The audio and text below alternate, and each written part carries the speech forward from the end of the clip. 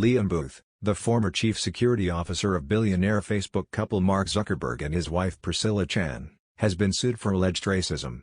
It is known that Booth often complained that Meghan Markle, who is biracial, polluted the royal bloodline following her marriage to Prince Harry.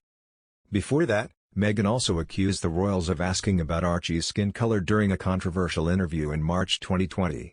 Meghan Markle and Prince Harry's bombshell exit from their royal roles has since been compared to the abdication crisis of 1936. Since moving to Los Angeles in a bid for a private life, the Duke and Duchess of Sussex have publicly slammed the British monarchy, even claiming that their time in it led to mental health issues.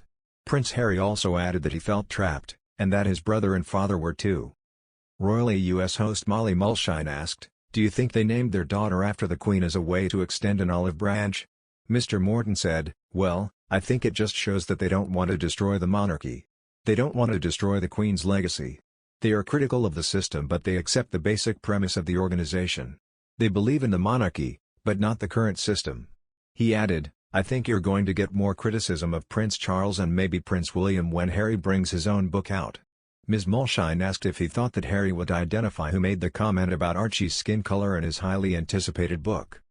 Mr. Morton claimed, "It was a very unfair remark when you think about the fact it means that everybody who didn't say anything is now under suspicion." He did exonerate the Queen and Prince Philip but other members of the family were not exonerated. Also, given their somewhat tangential relationship with the truth, you wonder how accurate that report was. As the Queen said, recollections may vary. After the Oprah interview aired, Buckingham Palace released a statement on behalf of the Queen. After expressing her sadness, and saying that the claims would be investigated, she added that recollections may vary. This opened the Sussexes up to scrutiny, as other claims that the couple made during the interview were proved to be false. Harry and Meghan claimed, 3 days before our wedding, we got married. The claim was late debunked, when Stephen Borden, the ex-chief clerk at the faculty office of the Archbishop of Canterbury, told The Sun, "I'm sorry, but Meghan is obviously confused and clearly misinformed." A royal expert has claimed that the Duke and Duchess of Sussex were considering a move to Hollywood long before their Megxit announcement in January 2020. In the latest edition of his book Meghan, A Hollywood Princess, Andrew Morton claims that Prince Harry held meetings with U.S. chat show host Oprah Winfrey 6 months after the couple's royal wedding, and their transition to their current celebrity lifestyle was a thought-through plan. Speaking on the podcast Royal biographer Andrew Morton said, "As I've discovered from talking to people in the Hollywood entertainment industry, they were thinking about Hollywood long before they decided against being inside the royal family." Some 6 months after the wedding, Prince Harry was deep in conversation in a London hotel with Oprah Winfrey and several executives about doing a tell-all interview. That avenue, together with conversations with Jeffrey Katzenberg about a streaming internet service called Quibi which didn't last very long, and the fact that Meghan is working with Elton John's husband David Furnish on a show called Pearl, shows that they were very keen on Hollywood. So it wasn't like an impulsive "we've got to get away" like the way they've portrayed it. It wasn't like they arrived in LAX with 2 suitcases and a cuddly toy and hitched a ride on a Greyhound bus.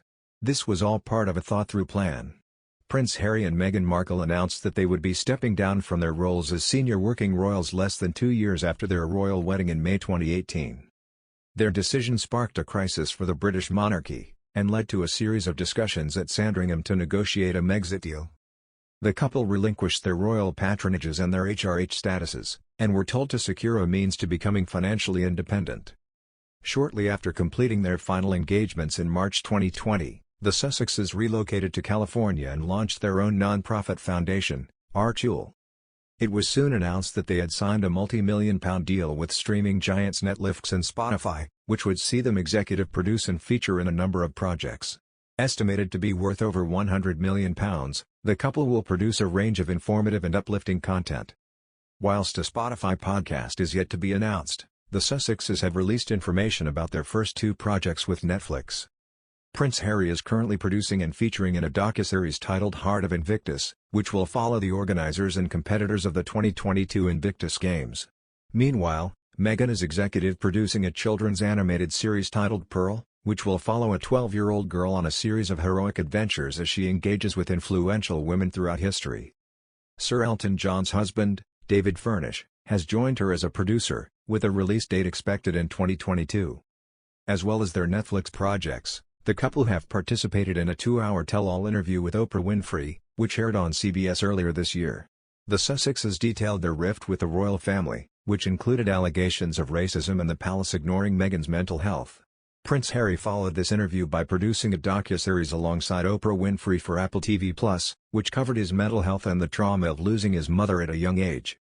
He has also conducted high-profile interviews with James Corden and Dax Shepard for the podcast Armchair Expert. In September, the couple covered the front of Time magazine, after they were listed as two of the most influential people in the world.